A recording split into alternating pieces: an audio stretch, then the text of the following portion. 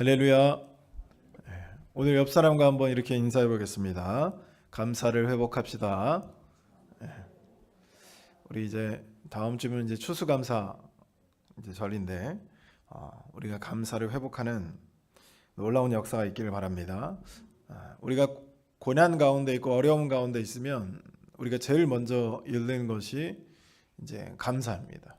근데 오늘 본문의 말씀을 통해서 그런 가운데서도 우리가 감사할 수 있는 이유를 찾으시기를 주님의 이름으로 소원합니다. 이제 제가 어렸을 때 이제 자라날 때 저희 집에 이제 책들이 많이 있었어요. 이제 당연히 아버지가 목사님이니까 신학 책들도 신학 관련된 책들이 많았겠지만 위인전이라든지 이런 여러 책들이 있었어요. 이 위인전들을 어느 때부터 이제 제가 읽기 시작했어요. 누가 읽으라고 한 것도 아니고 그냥 집에 있으니까 이제 한번 볼까 그래 싶어서 봐보기 시작하다가 이제 위인전을 쭉 읽기 시작했는데 그 위인전들에서 보면 위인전들이 태어날 때부터 여러분 읽어보셨지만 태어날 때부터 어때요? 막 알에서 태어나고 그죠? 용 꿈꾸고 호랑이 꿈꾸고 막 태어나잖아요. 저도 호랑이 꿈을 꾸고 태어났습니다. 태어날 때도 이 사람들이 비상해요. 떡잎부터 다릅니다. 심지어는 이 사람들이 아이 때나 학생 때도 달라요. 그래서 아무리 큰 역경이 닥쳐와도 다 이겨냅니다. 그리고 되게 태연해요. 이 역경과 어려움이 당연하다는 태도, 당연하다듯이 받아들입니다. 그리고 이 태어나기 전부터 특별했던 이 사람들은 엄청난 업적을 이루어내는 거죠. 위인전입니다. 위인전.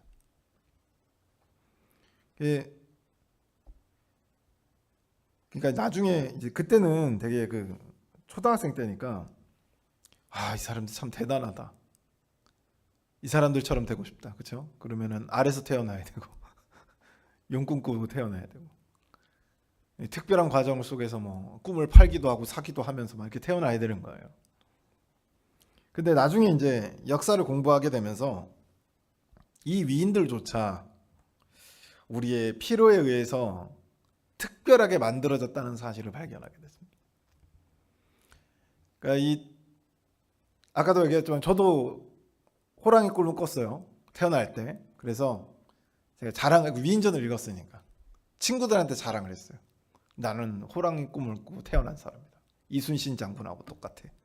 했더니 저희가 35명이었거든 반에.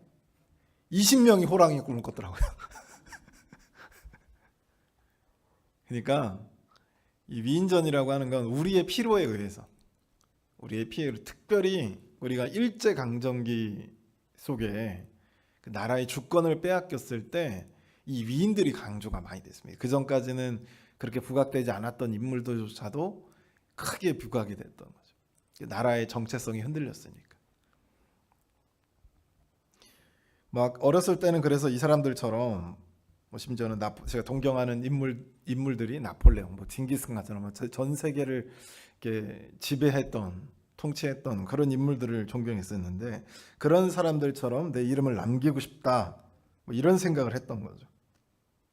근데 여러분 성경의 이야기를 한번 쭉 보세요. 알에서 태어난 사람 있습니까?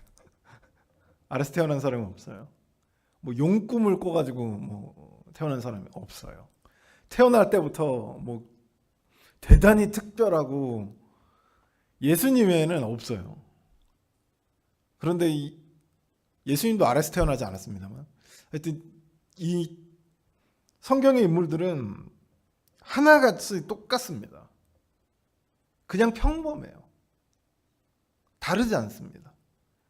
심지어 이들이 부족한 부분들이 성경 곳곳에서 발견되죠. 그래서 바울 자신도 자신 스스로를 나는 괴수 중에 괴수다 이렇게 표현할 정도. 위인전에는 절대 있을 수 없는 일이죠. 성경의 이야기들을 보면 아브라함, 야곱, 요셉, 다윗, 다니엘 이 사람 모두 다 특별하지 않습니다. 부족한 점들이 보이죠. 오늘 본문의 요셉에 보면 우리가 요셉이 이제 국무총리가 된 요셉을 기억하니까 요셉이 얼마나 부족한지 이제 잘 모르고 넘어가는 경우들이 많더라고요. 오늘 본문에 보면 요셉이 몇 살이냐면 17살입니다. 17살이면 그 시대면 몇천 년 전이에요. 그러니까 이 100년 200년 전이었던 조선 시대도 17살이면 결혼하고 빠르면 아이까지 있는 나이입니다. 그런데 이때 당시에 몇천 년 전에 이 요셉은 이 성경의 인물들은 굉장히 좀 사실적으로 좀 묘사하다 보니까 요셉이 특별한 사람이에요. 대단한 사람도 아닙니다. 원래 어떤 사람이냐면 17살인데 눈치가 없어요. 이해가 되시죠? 17살입니다. 고등학생이에요. 지금 고등학생도 이 정도 눈치는 있어요. 고등학생이 형들의 잘못을 일러 바치는 고등학생이 어디 있어요? 보셨습니까? 요즘에 그 1층에서 상상 놀이터하면 초등학생들이 이렇게 오거든요. 그러면 1학년, 2학년들은 와가지고 저한테 목사님 해가지고 누가 이렇게 했어요. 누가 욕했어요. 이렇게 막 이러거든요. 근데 4학년부터 6학년까지는 안 와요. 4, 5, 6학년은 안 온다고요. 1, 2학년들이 와요. 중학교 때부터는 그러면 일러 바치려고 오느냐? 안 온다니까요. 그러니까 그게 그 행동이 어떤 행동인지를 알아요. 단순히 저 사람의 잘못을 일러 바치는 게 문제가 아니라 내가 저 사람과의 관계가 어떻게 될 것이며 이 사람과 목사님과의 관계는 어떻게 될 것이며 이걸 다 고려를 하는 거예요. 눈치가 있는 거예요. 근데 17살의 요셉은 이게 사회성이 좀 결여됐는지 눈치가 너무 없어요. 그래서 형들의 잘못을 고지고대로 아버지에게 다 그냥 일러 바친 거죠. 근데 뭐 일러 바친 내용 중에 좀 심각한 내용도 있기는 했지만 이제 그래서 이제 그 원래 아버지와 그 요셉의 형제들 간에 원래 갈등이 좀 있었어요. 갈등이 있었습니다. 갈등이 그 디나 딸, 그러니까 그 아버지 야곱의 그 딸 디나가 겁탈을 당하는 사건으로 인해서 그동안 쌓여있던 그 형제들, 그러니까 아들들이죠. 야곱에게는 요셉에게는 형제들이고 이들과 갈등이 빚어졌어요. 근데 거기서 기름을 확 부어버린 사람이 누구냐? 요셉이에요. 눈치가 없어요. 지금 이런 상황이면 어떻게 해서든 아버지와 형들을 화해시키는 게 중요하잖아요. 아니 제 아들도 제 아내하고 언성이 높아지잖아요. 그럼 갑자기 첫째가 와가지고 갑자기 뜬금없이 갑자기 아빠 사랑해 엄마 사랑해 이 어린 4살짜리 애도 그런다고요. 근데 17살입니다. 오히려 아버지와의 갈등을 막 키워요. 막 그럼 어떻게 하냐면 아버지가 이제 그 자기가 사랑하는 여인에게서 낳은 첫 번째 아들이거든요. 요셉이. 그러니까 요셉한테만 색동옷, 색깔옷이에요. 색깔옷. 그러니까 우리가 좀 생각해 보면 조선 시대 때 다들 막 그 회색 옷 입고 다녔잖아요. 흑 색깔 이렇게 잘 빠라진 건지 안 빠라진 건지 잘 모르는 그런 흑 색깔 옷들을 입고 다녔는데 우리가 드라마에 보면 양반들이 그냥 비단 옷을 쫙 입고 다니잖아요.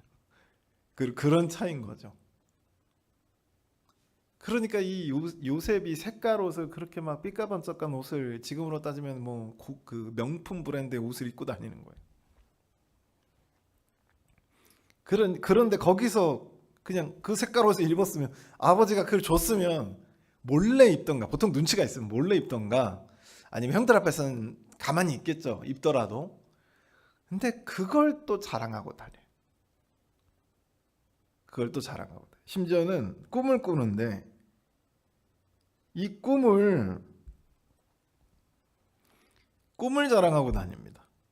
근데 꿈 내용이 얘가 몰라서 꿈 내용을 자랑한 게 아니라 형들이 나한테 절하고 엄마 아빠가 자기한테 절하고 이거 알아요. 이거 무슨 말인지도 알아. 17살입니다.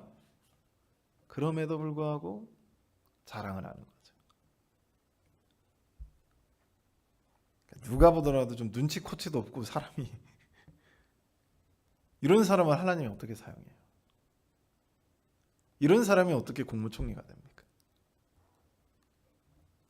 남의 아픔도 이해하지 못하고 남의 고난도 이해하지 못하고 남의 무너지는 마음도 알지 못하는 이 사람을 어떻게 하나님이 그 이집트에서 2인자 자리에 올려놓겠어요? 자기 마음대로 할 텐데. 그래서 하나님께서 어떻게 하시냐면 옷을 벗기십니다. 요셉이 이야기 속에서 이 되게 재밌어요. 히브리 언어로 보면 히브리 언어가 되게 시적이고 은유적이고 되게 아름다운 글처럼 돼 있어요. 그래서 딱 히브리어는 음악만 붙이면 다 노래 가사가 되는 것처럼 이렇게 되어 있죠. 그래서 이 포인트들이 이렇게 탁탁 잡혀져 있는데 우리 노래 보면은 이렇게 포인트들이 탁탁 가사들이 잡혀 있잖아요. 이런 것처럼 가사 탁탁 포인트가 잡혀 있는데 요셉의 이야기 속에서 옷을 벗는 것, 옷을 입는 것이 굉장히 중요합니다. 포인트가 잡혀져 있죠. 그래서 하나님이 요셉을 어떻게 하시냐면 옷을 벗겨요. 무슨 옷을 벗기냐면 채색 옷을 벗깁니다. 색깔 옷을 벗겨요. 그 옷을 벗긴 건 형제들이지만 그 이면에서 이 채색 옷을 벗기신 분이 하나님이라는 거죠. 나중에 이 모든 사실을 다 알게 되고 나서 요셉이 뭐라고 고백하냐면 이 땅에 나를 먼저 보내신 분이 당신들이 아니라 형들에게 얘기하는 거예요. 당신들이 아니라 하나님이 보내셨다. 이렇게 표현합니다. 그래서 성경 속에서 이 요셉의 채색 옷을 벗기시는 분이 바로 하나님이라는 거죠. 그리고 채색 옷을 벗기시고 이집트의 노예로 보내신 분이 하나님이시라는 겁니다. 그래서 그 채색 옷 대신에 하나님이 무슨 옷을 입히냐면 노예의 옷을 입히는 거죠. 귀하게 자라고 눈치코치 없던 요셉에게 하나님이 노예의 옷을 입힙니다.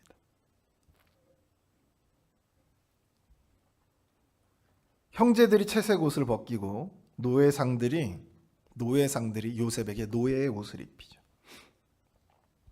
이제 훗날 가면 이제 가정 총무가 돼요. 그 보디발 장군의 집에 가정 총무, 가정을 다 다스리는 총무가 됩니다. 노예로서는 있을 수 없는 일이죠. 하여튼 가정 총무가 돼요. 그런데 또 이때도 하나님이 가정 총무의 옷을 벗기는데 여러분 누가 벗기죠? 아까는 채색 옷을 형제들이 벗겼거든요. 가정 총무의 이 옷을 누가 벗깁니까? 보디발 장군의 아내가 벗겨요. 그래서 그 옷을 잡으니까 옷이 벗겨진 거죠. 윗옷이 벗겨진 거예요. 그 자리에서 요셉이 도망갔어요. 그러니까 참 이 장면을 하나님께서 굳이 아주 부각되게 이야기하고 있는 거죠. 그 가정 총무의 옷을 원래 노예들이 입는 옷이 따로 있어요. 이제 당시 고대 시대는 이 옷의 색깔이나 옷의 재질로 그 직분을 알 수가 있었어요. 직위, 계급 이렇게 알 수 있었어요. 우리나라도 그 빨간색 함부로 못 입잖아요. 조선 시대 때 못 입었잖아요. 이 노예 옷에다가 이 사람이 가정 총무라는 거 아는 것은 그 위에 가정 총무의 옷을 입는 거예요. 근데 그 가정 총무의 옷을 보디발 장군의 아내가 잡은 거죠. 도망가다 보니까 이 여자 때문에 이 옷이 벗겨진 거예요. 그리고 이 이야기 그대로 그 자리에 요셉은 더 이상 가정 총무의 일을 할 수가 없는. 그리고 이제는 무슨 옷을 입죠? 죄수의 옷을 입죠. 그러니까 옷을 입히고 이 요셉의 아버지 야곱이 채색 옷을 입히고 형제들이 채색 옷을 벗깁니다. 노예상들이 노예의 옷을 입혀요. 보디발 장군이 가정 총무의 옷을 입힙니다. 보디발 장군의 아내가 다른 이도 아니고 보디발 장군의 아내가 이 가정 총무의 옷을 벗기고 죄수장이 죄수의 옷을 입힙니다. 그리고 여러분 마지막에 가서 누가 국무총리의 옷을 입히냐면 파라오가 국무총리의 옷을 입혀요. 이처럼 하나님은 옷을 자꾸 벗기시죠. 그리고 이 옷이 우리에게 벗겨질 때, 그러니까 우리 인생에서, 우리의 삶에서 하나님이 요셉에게 그러셨던 것처럼 우리에게 이 옷을 벗기실 때 우리는 절망합니다. 하나님을 원망하기도 하고 이 길이 아닌가 보구나 하고 다른 길로 돌아가려고 하기도 하죠.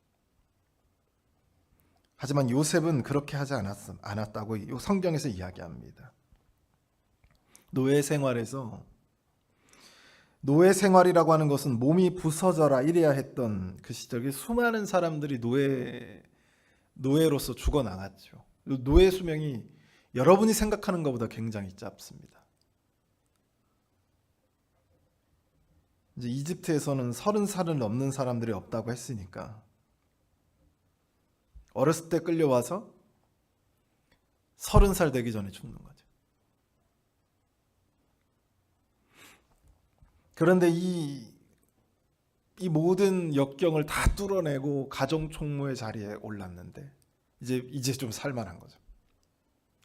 이제 어깨에다 짐을 안 짊어져도 돼요.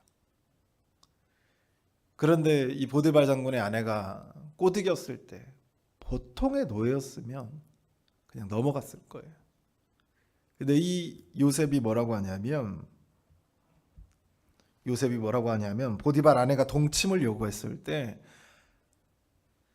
39장 9절에 보면 내가 만약 당신과 동침하면 누구한테 죄를 짓는 거냐? 보디발 장군이 아닙니다. 하나님께 죄를 짓는 거다. 그러니까 요셉은 끝까지 자신이 걸어야 할 길을 포기하지 않는 거야. 하나님이 색동옷을 벗기셔도, 때로는 가정총무의 옷을 벗기려고 하는 그 상황에도 자신의 인생 길을 포기하지 않는 거죠. 자신이 걸어가야 될 길을 돌아가지도 않는 겁니다. 하나님 앞에서 그것이 큰 죄라는 것을 알기에 나는 그럴 수 없다라고 하는 거죠. 요셉이 철부지 같고 눈치도 없고 사회성도 부족해 보였던 이 요셉이 이 역경과 고난을 통해서 이렇게 성장하시는 거죠. 성장케 하시는 거예요, 하나님이. 그래서 하나님이 원하시는 사람이 되어가고 있었던 것을 우리가 확인할 수 있는 거죠. 그래서 다시 모함을 받아 가정총무의 옷을 벗고 죄수의 옷을 입을 때에도 포기하는 것이 아니라 또다시 그 인생의 바닥 끝에서 더 이상 이제는 미래가 없어요. 노예를 팔려갈 때도 미래가 없다고 생각했는데 그보다 더 큰 바닥이 있었던 거예요. 그 바닥을 거닐면서도 죄수의 옷을 입고 살면서도 포기하는 것이 아니라 그 속에서도 최선을 다합니다. 왜냐하면 하나님이 자신과 함께 있다는 사실을 요셉은 알았습니다. 인생이 끝난 것 같아 보이는데 하나님은 나와 함께 있다는 것을 요셉이 알았어요. 하나님이 나를 떠났다면 끝났겠지만 하나님이 나와 함께 있으니까 끝난 게 아닌 거죠.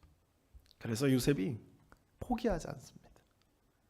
그 절망의 상황에서도 포기하지 않아요. 이 사실을 성경은 어떻게 표현해요?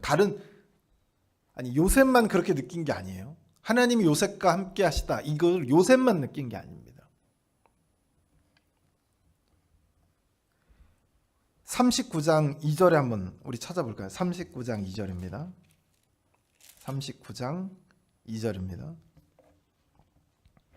그 보디발 장군이 본 거예요. 보디발 장군이 요셉은 스스로 하나님이 자기와 함께 했다는 걸 알았는데 다른 사람들도 그걸 느끼는데 보디발 장군이 이렇게 느낀 거예요. 39장 2절입니다. 함께 읽어보겠습니다. 시작. 여호와께서 요셉과 함께 하심으로 그가 형통한 자가 되어 그의 주인 애굽 사람의 집에 있으니라고 되어 있죠.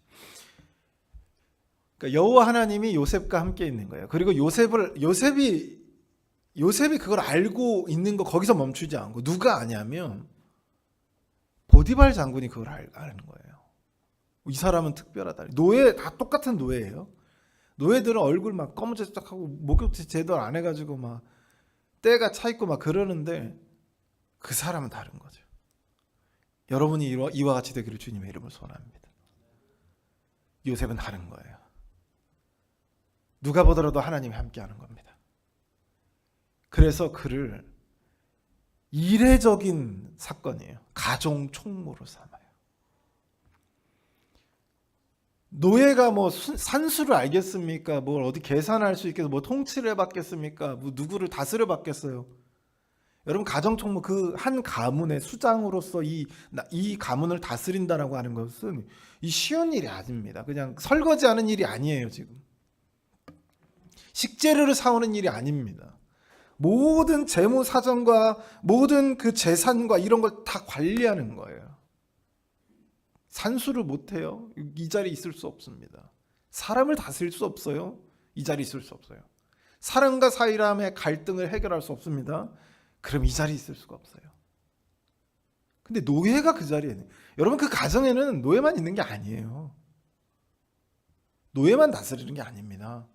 거기에 있는 손님, 몇 년 동안 같이 있는 손님들, 거기 식구들, 식솔들, 보디발 장군의 아들, 자녀들, 친척들 다 있단 말이에요.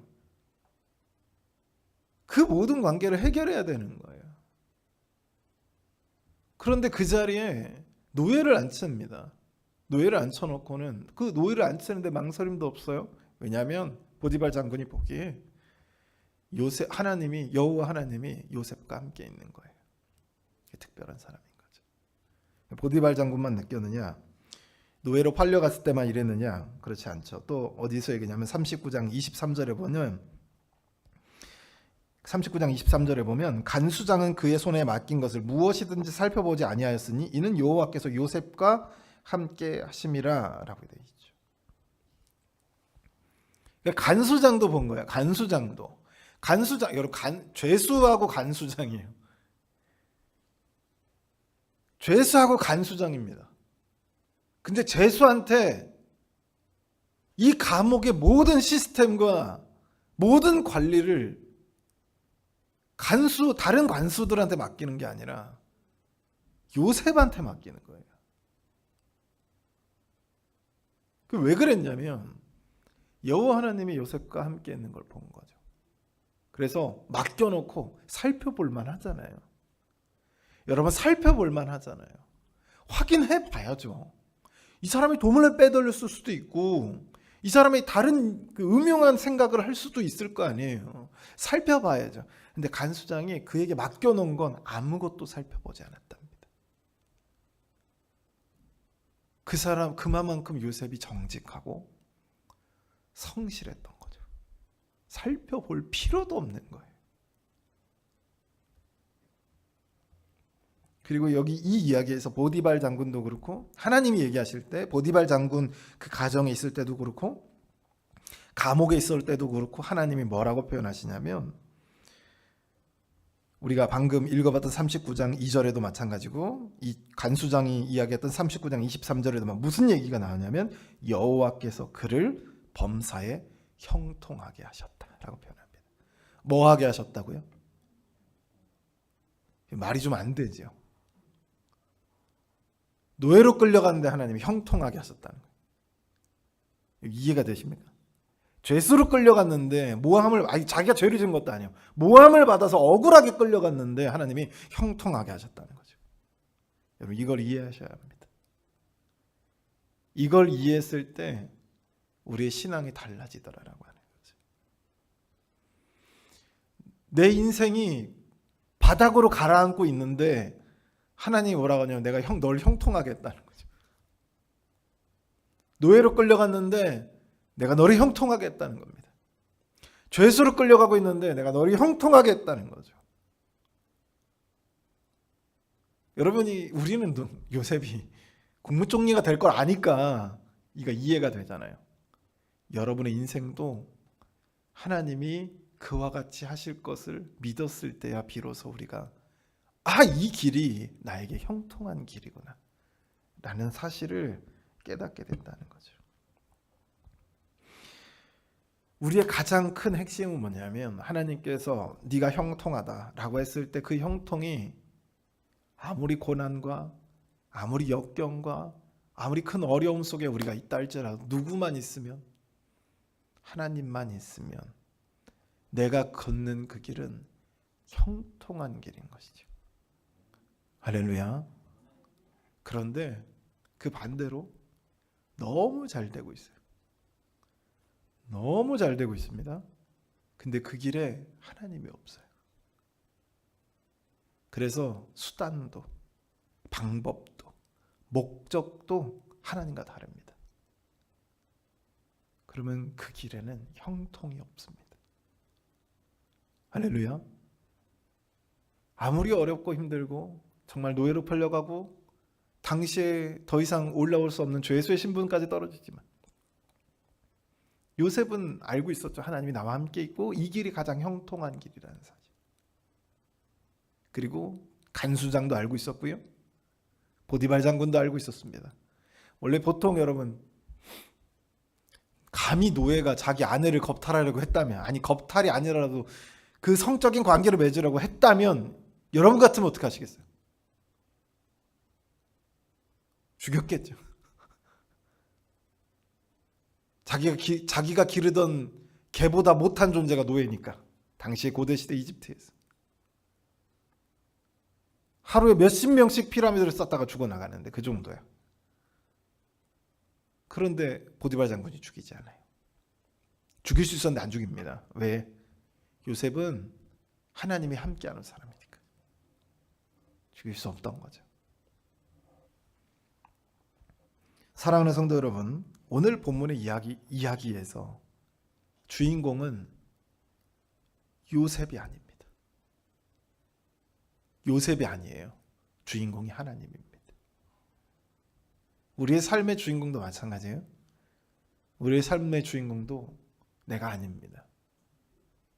하나님인 거죠. 왜냐하면 내가 걸어가는 그 길에 누가 있어야 되냐면 하나님이 있어야 돼. 그래야지 형통합니다. 내가 걷고 싶어서 그 길을 걷는 것이 아니라 하나님이 걷게 하셔서 걸어야 해요. 요셉처럼. 그래서 때로는 어렵고 힘들고 절망 가운데 있는 정말 절망적인 그 상황 속에서도 하나님이 함께 하시면 하나님의 고백, 하나님께서 우리에게 선포하셨던 것처럼 형통한 것이죠. 형통한 삶을 살길 주님의 이름으로 소원합니다. 그래서 나를 형통한 길로 인도하신다는 확신이 있다면 요셉처럼 낙담하거나 쓰러지지 않고 끝까지 하나님이 제시하신 그 길을 걸어낼 수 있는 것이죠. 이 사실을 믿고 우리 한 주 동안 하나님께서 우리에게 보여주신 그 길을 걸어나가는 귀한 삶이 되시길 주님의 이름으로 소원합니다. 자, 기도하겠습니다. 사랑의 하나님 아버지, 오늘 창세기 37장의 말씀을 통하여서 요셉의 인생을 통하여서 하나님이 형통한 삶이 무엇인지 우리에게 가르쳐 주시는 오늘 본문의 말씀을 우리가 확인하며 나아갑니다.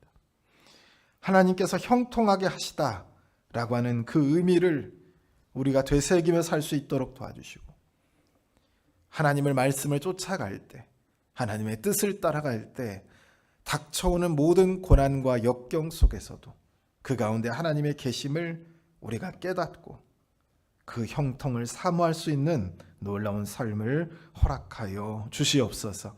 이 모든 말씀 우리와 함께 해주실 줄 믿고 예수 그리스도의 이름으로 받들어 기도드리옵나이다. 아멘.